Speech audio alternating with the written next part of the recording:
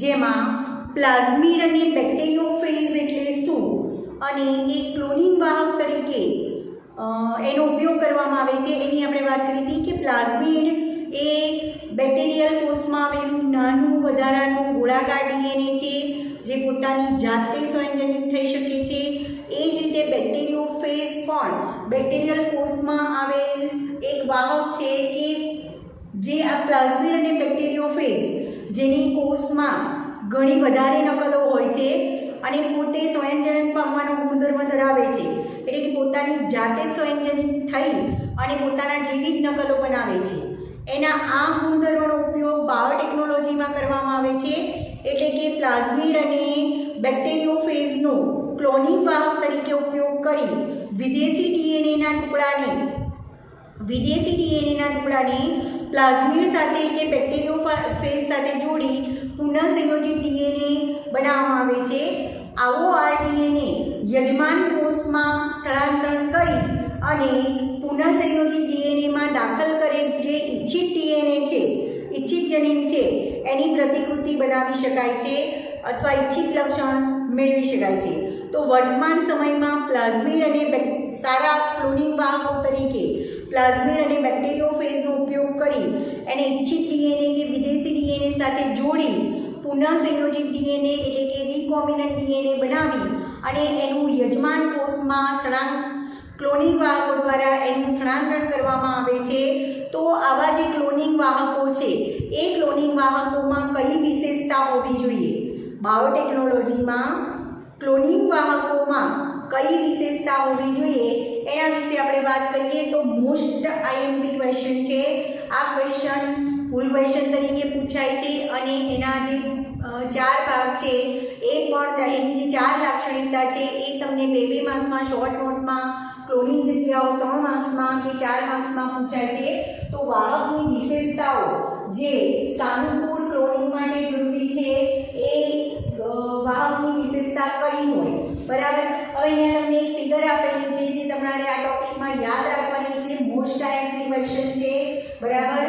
Cloning વાહકો એ question આ ચેપ્ટરનું most IMP question છે। થિયરીમાં આ ક્વેશ્ચન પૂછાય જ છે એટલે તમારે તૈયાર કરવાનું છે। આ આકૃતિ પણ ખાસ તમારે તૈયાર કરવાની છે, અગત્યની છે, આમાંથી એમસીક્યુ પણ પૂછી શકાય। હવે પહેલો પ્રશ્ન થશે આકૃતિ શેની છે? અત્યારે આપણે ટોપિક ભણી રહ્યા છીએ જે પ્લાઝમિડ કે બેક્ટેરિયોફેજ છે એનો બાયોટેકનોલોજીમાં આપણે ક્લોનિંગ વાહક તરીકે ઉપયોગ કરીએ છીએ। તો એ ક્લોનિંગ વાહકમાં એવી ખાસ વિશેષતા હોવી જોઈએ કે જેથી ક્લોનિંગ સરળતાથી થઈ શકે અને બિન પુનઃસંયોજિત જાતમાંથી પુનઃસંયોજિતની પસંદગીમાં આપણને સાનુકૂળતા રહે, બરાબર? તો આવા ક્લોનિંગ વાહકોમાં કઈ વિશેષતા હોય છે એના વિશે આપણે સમજવાનું છે। તો આ ટોપિક સમજવા માટે તમારે અહીંયા એક ફિગર યાદ રાખવાની છે। આ ફિગર એક પ્લાઝમિડ છે, પ્લાઝમિડની છે। પ્લાઝમિડનું નામ છે PBR 322। આ પ્લાઝમિડ ઈ કોલાઈમાં ક્લોનિંગ વાહક તરીકે કાર્ય કરે છે। તો આ પ્લાઝમિડ ઈ કોલાઈ ક્લોનિંગ વાહક નું આપેલું છે અને એ પ્લાઝમિડનું નામ છે PBR 322। ઈ કોલાઈમાં ક્લોનિંગ વાહક તરીકે જે પ્લાઝમિડ આવેલું છે જેનું નામ છે PBR 322। યાદ રાખજો, ઈ કોલાઈમાં આવેલું ક્લોનિંગ વાહક જેનું નામ ક્લોનિંગ વાહક એટલે કે પ્લાઝમિડ, ગોળાકાર પ્લાઝમિડ જે વધારાનું ડીએનએ છે જે જાતે સ્વયંજનિત થઈ શકે છે જેનું નામ છે PBR 322। તો આ PBR 322ની ફિગર છે, એક પ્લાઝમિડની ફિગર છે, એક ક્લોનિંગ વાહકની ફિગર છે જેનું નામ છે PBR 322। હવે આ PBR 322 જે પ્લાઝમિડ છે જેનો ક્લોનિંગ વાહક તરીકે ઉપયોગ કરવામાં આવે છે એમાં જુદા જુદા રિસ્ટ્રિક્શન સ્થાનો આવેલા હોય છે। રિસ્ટ્રિક્શન સ્થાનો કોને કહેવાય? તો એવી જગ્યાએ કે જ્યાં પ્લાઝમિડમાં એટલે કે વાહકમાં વિદેશી ડીએનએનો ટુકડો જોઈન્ટ થવાનો છે। તો અહીંયા ઘણા બધા રિસ્ટ્રિક્શન સ્થાનો આવેલા છે અને ત્યાં આ પ્લાઝમિડમાં ઘણા બધા ઉત્સેચકો પણ આવેલા હોય છે।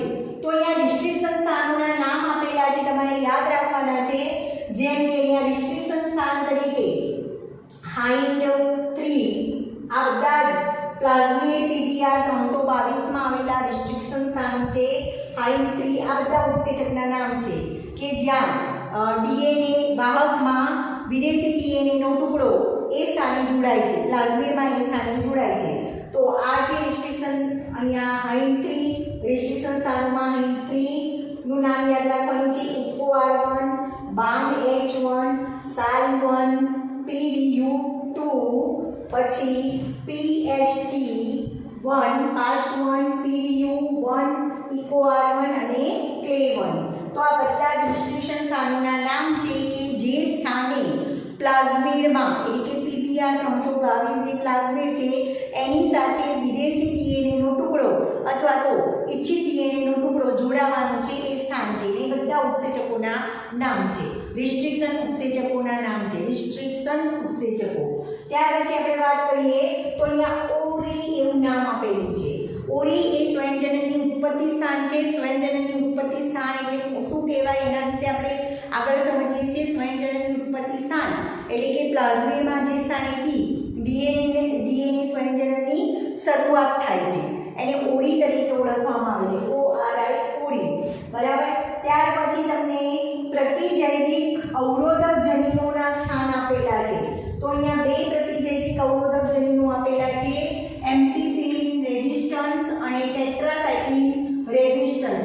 આ જે બે પિંક કલરના છે એ બે પ્રતિજૈવિક અવરોધક જનીનો આપેલા છે, એમ્પિસિલિન R એટલે કે રેઝિસ્ટન્સ અને ટેટ્રાસાઇક્લિન R એટલે કે ટેટ્રાસાઇક્લિન રેઝિસ્ટન્સ, જે પ્લાઝમિડ પીપીઆર 2 માં આવેલા પ્રતિજૈવિક અવરોધક જનીનો છે. અને ત્યાર પછી R2P રોગ આપેલું છે. એ રોગ પ્લાઝમિડમાં સ્વયંજનનમાં ભાગ લેતા પ્રોટીનનું સંકેતન કરવાનું કામ કરે છે. તો ફરી યાદ રાખજો, ROP એટલે કે રોગ પ્લાઝમિડના સ્વયંજનનમાં ભાગ લેતા પ્રોટીનનું સંકેતન કરે છે. ઓરી જે સ્વયંજનનની શરૂઆત કરે છે એને સ્વયંજનનનું ઉત્પત્તિ સ્થાન કહેવાય છે. અને ત્યાર પછીના પ્લાઝમિડમાં આવેલા બધાના નામ આપેલા છે, PHT1, PDU1, EcoR1, Clay1, HIND3, BAM-H1, SAL1, PDU2. આ બધા જ રિસ્ટ્રિક્શન સ્થાનો છે. અને એમ્પિસિલિન R અને ટેટ્રાસાઇક્લિન R એ પ્રતિજૈવિક અવરોધક જનીનો છે જે પીપીઆર 322 માં આવેલા છે. તો મોસ્ટ ટાઈમલી આ ફિગર તમારે નામકરણ સાથે તૈયાર કરવાની છે. ખાલી પૂછી શકાય ફિગર ક્લોનિંગ જગ્યાઓ માટેનું પીપીઆર 322 ની નામ નિર્દેશન વાળી આકૃતિ દોરો. નામ ખાલી આકૃતિ પણ પૂછી શકાય અને આકૃતિ સાથે કોઈ ક્વેશ્ચન પણ પૂછી શકાય. હવે આપણે આગળ વાત કરી કે પ્લાઝમિડનો ક્લોનિંગ વાહક તરીકે ઉપયોગ કરી એને વિદેશી ડીએનએ સાથે જોડી અને રિકોમ્બિનન્ટ ડીએનએ બનાવવામાં આવે છે. અને એવા રિકોમ્બિનન્ટ ડીએનએ ને યજમાન કોષમાં દાખલ કરી અને એના જેવી ઘણી બધી નકલો બનાવવામાં આવે છે. એટલે કે બિન પુનઃસંયોજિતમાંથી પુનઃસંયોજિતની પસંદગી કરવામાં આવે છે. તો આવા ક્લોનિંગ વાહકમાં કઈ વિશેષતા હોવી જોઈએ કે જેથી કરીને ક્લોનિંગ સરળતાથી થઈ શકે. પ્લાઝમિડ કે જેનો આપણે ક્લોનિંગ વાહક તરીકે ઉપયોગ કરીએ છીએ એ વાહકમાં કઈ વિશેષતા હોવી જોઈએ. તો એમાં પહેલી વાહક વિશેષતા છે સ્વયંજનનની ઉત્પત્તિનું સ્થાન પ્લાઝમિડ એટલે કે ક્લોનિંગ વાહકમાં હોવું જરૂરી છે. પહેલું પોઈન્ટ તમારે યાદ રાખવાનું છે, વાહકની વિશેષતા. પહેલી વિશેષતા હોવી જોઈએ કે આવા વાહકમાં એટલે કે આવા પ્લાઝમિડમાં ક્લોનિંગ વાહકમાં સ્વયંજનનની ઉત્પત્તિ એટલે કે ઓરિજિન ઓફ રેપ્લિકેશન એટલે કે ઓરી હોવું જોઈએ. હવે સ્વયંજનનની ઉત્પત્તિ એટલે શું? તો પ્લાઝમિડમાં જે જગ્યાએથી ડીએનએના સ્વયંજનનની શરૂઆત થાય છે એને ઓરિજિન ઓફ રેપ્લિકેશન, સ્વયંજનનની ઉત્પત્તિ સ્થાન અથવા એને ટૂંકમાં ઓરી તરીકે ઓળખવામાં આવે છે. તો પહેલા વાત કરીએ સ્વયંજનનની ઉત્પત્તિ. આ 2 માર્ક્સમાં શોર્ટ નોટમાં પણ પૂછી શકાય. યાદ રાખજો, 2 માર્ક્સમાં શોર્ટ નોટ તરીકે પણ પૂછી શકાય. અને મોસ્ટ ટાઈમલી ક્વેશ્ચન છે, ફૂલ ક્વેશ્ચન તરીકે તો આખો ટોપિક પૂછાય છે કે વાહકની વિશેષતાઓ, ક્લોનિંગ વાહકની વિશેષતાઓ સમજાવો. તો એમાં પહેલો પોઈન્ટ આપણે સમજીએ છીએ સ્વયંજનનની ઉત્પત્તિ, જેને ઓરિજિન ઓફ રેપ્લિકેશન અથવા ટૂંકમાં એને ઓરી તરીકે ઓળખવામાં આવે છે. તો હવે આ ઓરી એટલે શું?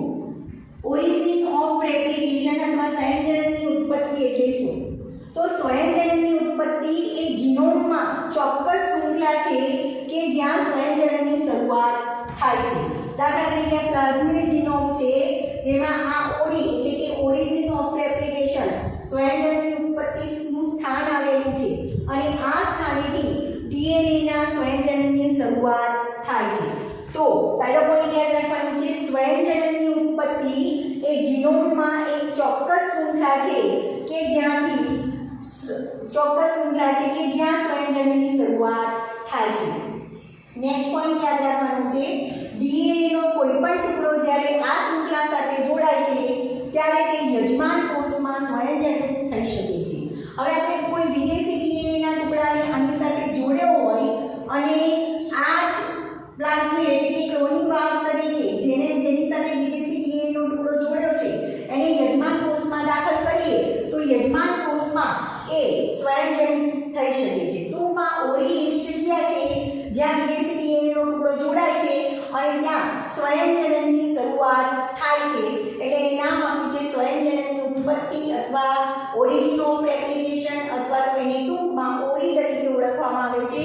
તો અહીંયા પ્લાઝમિડ PTR2 જે ક્લોનિંગ વાહક છે પ્લાઝમિડ છે એમાં ઓરી એટલે કે સ્વયંજનનની ઉત્પત્તિ સ્થાન અહીંયા આપેલું છે જ્યાં વિદેશી ડીએનએનો ટુકડો જોડાય અને અહીંયાથી એને એ ડીએનએના સ્વયંજનનની શરૂઆત થાય છે. એટલે કે જ્યારે આવા ક્લોનિંગ વાહકને આપણે યજમાન કોષમાં દાખલ કરીએ ત્યારે આ ઓરી જે સ્થાન છે ત્યાંથી ડીએનએના સ્વયંજનનની શરૂઆત થાય છે. ડીએનએનો કોઈ પણ ટુકડો જ્યારે આ શૃંખલા સાથે જોડાય ત્યારે તે યજમાન કોષમાં સ્વયંજનિત થઈ શકે છે. એટલે કે ડીએનએના ટુકડાને અહીંયા જોડી અને પછી એની યજમાન કોષમાં આવા પુનઃસંયોજિત ડીએનએ એટલે કે વાહકને આપણે યજમાન કોષમાં દાખલ કરીએ તો એ યજમાન કોષમાં એ ડીએનએનો ટુકડો પણ સ્વયંજનિત થઈ શકે છે. નેક્સ્ટ પોઈન્ટ તમારે યાદ રાખવાનો છે, જોડાણ પામતા ડીએનએના નકલની સંખ્યાના નિયંત્રણ માટે પણ આ શૃંખલા જવાબદાર છે.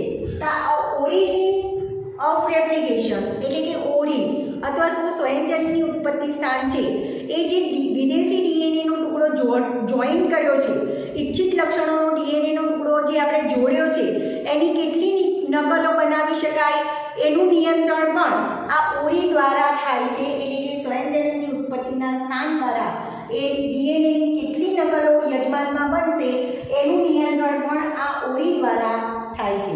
ફરીથી પોઈન્ટ યાદ રાખજો, જે વિદેશી ડીએનએનો ટુકડો આ સ્વયંજનની ઉત્પત્તિના સ્થાન સાથે જોડાય છે એ વિદેશી ડીએનએના ટુકડાની યજમાનમાં કેટલી નકલો બનશે એનું નિયંત્રણ કરવાનું કામ પણ ઓરી કરે છે. ત્યાર પછીનો પોઈન્ટ યાદ રાખજો, એટલા માટે જો કોઈ લક્ષ્ય ડીએનએની ઘણી બધી નકલો પ્રાપ્ત કરવી હોય અથવા તો કોઈ લક્ષ્ય ડીએનએ અથવા તો ઇચ્છિત ડીએનએની ઘણી બધી નકલો મેળવવા માંગતા હોય તો તેને એવા વાહકમાં ક્લોન કરવું જોઈએ કે જેમાં ઓરી એટલે કે ઓરિજિન ઓફ રેપ્લિકેશન એ ખૂબ જ વધારે નકલો બનાવવાની ક્ષમતા ધરાવતો હોય. બરાબર, આપણે કોઈ ઇચ્છિત ડીએનએની ઘણી બધી નકલો બનાવી છે, દાખલા તરીકે ઇન્સ્યુલિન ઉત્પન્ન કરતા જનીનોની ઘણી બધી નકલો બનાવી છે, તો આપણે એવા ક્લોનિંગ વાહકમાં એને દાખલ કરવું જોઈએ કે જે ક્લોનિંગ વાહકમાં ઓરી એ ખૂબ જ વધારે નકલો બનાવવામાં સક્ષમ હોય અથવા તો સહયોગ કરતી હોય. તો યાદ રાખજો, એટલા માટે જો કોઈ લક્ષ્ય ડીએનએ એટલે ઇચ્છિત ડીએનએની ઘણી બધી નકલો પ્રાપ્ત કરવી હોય તો અથવા ઘણી બધી નકલો પ્રાપ્ત કરવા માંગતા હોય તો એને એવા વાહકમાં ક્લોન કરવું જોઈએ કે જેમાં ઓરી ખૂબ જ વધારે નકલો બનાવવામાં સહયોગ કરતી હોય અથવા તો ઓરી ખૂબ જ વધારે નકલો બનાવવાની ક્ષમતા ધરાવતું હોય. તો ફરીથી યાદ રાખજો કે ક્લોનિંગ વાહકમાં ક્લોનિંગનું સારી રીતે ક્લોનિંગ થઈ શકે એના માટે કેટલીક વિશેષતા હોવી જરૂરી છે. તો અહીંયા પ્લાઝમિડ PTR322 એક ક્લોનિંગ વાહકની ફિગર આપેલી છે. ફરીથી અહીંયા ધ્યાન રાખજો, ઈ કોલાઈ ક્લોનિંગ વાહક આપેલું છે, ઈ કોલાઈનું ક્લોનિંગ વાહક આપેલું છે જેનું નામ છે PTR322, જેમાં કેટલાક રિસ્ટ્રિક્શન સ્થાનો આપેલા છે. રિસ્ટ્રિક્શન સ્થાનો એટલે કે જે સ્થાને ડીએનએનો ટુકડો પ્લાઝમિડ સાથે જોડાય છે, બરાબર, જેના નામ છે BAM-H3, BAM-H1, SAL1, PVU2, પછી PHT1, PVU1, EcoR1 અને CLE1. આ બધા જ PBR 322 આવેલા રિસ્ટ્રિક્શન સ્થાનો છે કે જે સ્થાને વિદેશી ડીએનએનો ટુકડો અથવા ઇચ્છિત ડીએનએનો ટુકડો જોડાય છે. ત્યાર પછી આ પ્લાઝમિડ PBR 322 એટલે કે ક્લોનિંગ વાહક PBR 322 માં બે પ્રતિજૈવિક અવરોધક જનીનો આવેલા છે. એમ્પિસિલિન R અને ટેટ્રાસાઇક્લિન R એ પ્રતિજૈવિક અવરોધક જનીનોના સ્થાન છે અથવા તો પ્રતિજૈવિક અવરોધક જનીનો છે. ત્યાર પછી એમાં ઓરી એટલે કે જનીન સ્વયંજનનની ઉત્પત્તિ જ્યાંથી શરૂઆત થાય છે એ ઓરિજિન ઓફ રેપ્લિકેશનનું સ્થાન આવેલું છે. અને ROP રોગ એટલે કે પ્લાઝમિડના સ્વયંજનનમાં ભાગ લેતા પ્રોટીનનું સંકેતન કરવાનું કાર્ય ROP કરે છે. બરાબર. તો આવા ક્લોનિંગ વાહકમાં મુખ્ય કઈ વિશેષતા હોય છે એ આપણે જોઈએ તો એમાં પહેલી વિશેષતા છે સ્વયંજનનની ઉત્પત્તિ, જે 2 માર્ક્સમાં પણ તમને પૂછી શકાય. તો પહેલી છે ક્લોનિંગ વાહકની વિશેષતા એ છે સ્વયંજનનની ઉત્પત્તિ, જેને રેપ્લિકેશન જેને ઓરિજિન ઓફ રેપ્લિકેશન અથવા તો ટૂંકમાં એને ઓરી તરીકે ઓળખવામાં આવે છે.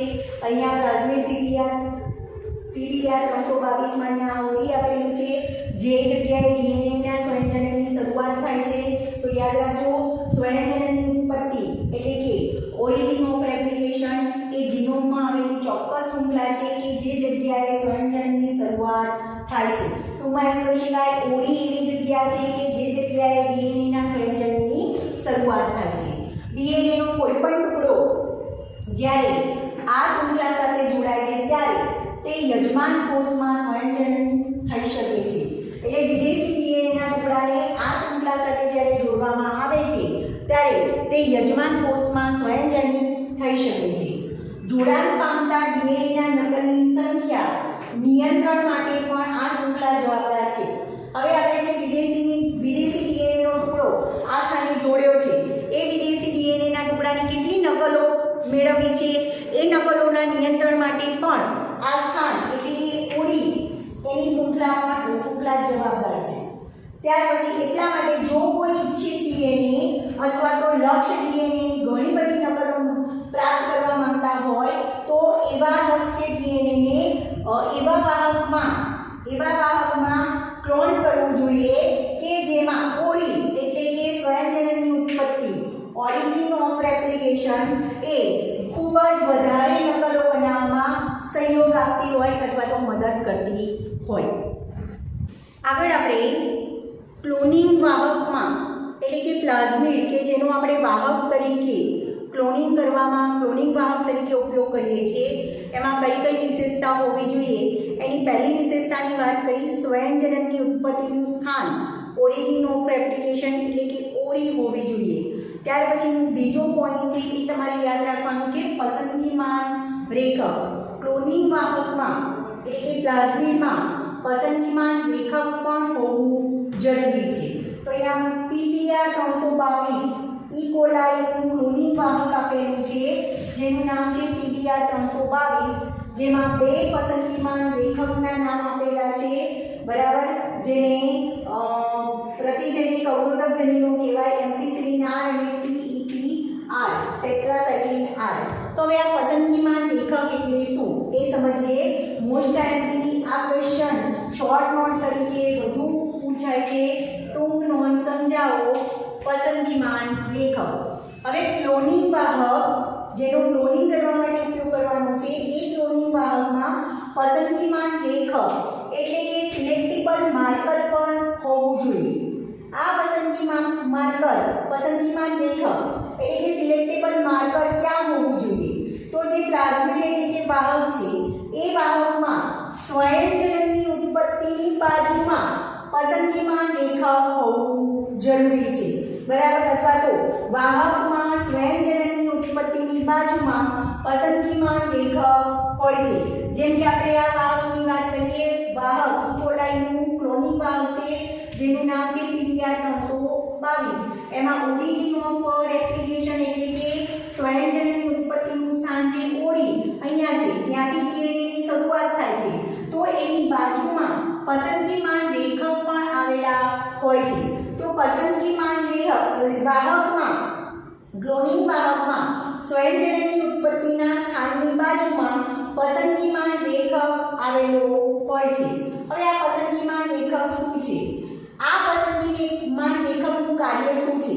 પ્લાઝમિડમાં અથવા ક્લોનિંગમાં આવેલા પસંદગીમાન લેખકનું કાર્ય શું છે? તો આ પસંદગીમાન લેખક એ અપરિવર્તનીય મતલબ કે જે બિન પુનઃસંયોજિત જાતિ છે. હવે પુનઃસંયોજિત જાતિ કોને કહેવાય? તમને ખ્યાલ છે કે જેમાં આપણે રિકોમ્બિનન્ટ ડીએનએ નું નિર્માણ કર્યું છે અને રિકોમ્બિનન્ટ ડીએનએ ટ્રાન્સફર કર્યું છે એ જાતિને પુનઃસંયોજિત જાતિ કહેવાય. અને જેમાં રિકોમ્બિનન્ટ ડીએનએ દાખલ નથી કર્યું અથવા સ્થળાંતરિત કર્યું નથી એને બિન પુનઃસંયોજિત જાતિ અથવા અપરિવર્તનીય કહેવાય. તો યજમાનની જે જાતિ છે એમાં બિન પુનઃસંયોજિત જાતિ એટલે કે અપરિવર્તનીય અને પુનઃસંયોજિત એટલે કે પરિવર્તનીય જાતિને ઓળખવામાં આ પસંદગીમાન લેખક અગત્યનું છે. તો પસંદગીમાન લેખકનું કાર્ય પસંદગીમાન લેખક વાહકમાં ક્યાં હોવું જોઈએ? તો ક્લોનિંગ વાહકમાં પસંદગીમાન લેખકનું સ્થાન એ સ્વયંજનનની ઉત્પત્તિની બાજુમાં આવેલું હોય છે. આ પસંદગીમાન લેખક એ અપરિવર્તનીય એટલે કે બિન પુનઃસંયોજિતની ઓળખ કરે છે અને એને આ પ્લાઝમિડમાંથી દૂર કરવાનું કાર્ય કરે છે. એને દૂર કરવાનું કાર્ય કરે છે કારણ કે બિન પુનઃસંયોજિતની જરૂર નથી. તથા પરિવર્તનીય એટલે કે પુનઃસંયોજિતની વૃદ્ધિ માટે પસંદગીમાન અનુમતિ આપે છે. તો પ્લાઝમિડ અથવા ક્લોનિંગ વાહકમાં પસંદગીમાન લેખક હોવું જોઈએ. એ પસંદગીમાન લેખક શું કાર્ય કરે છે?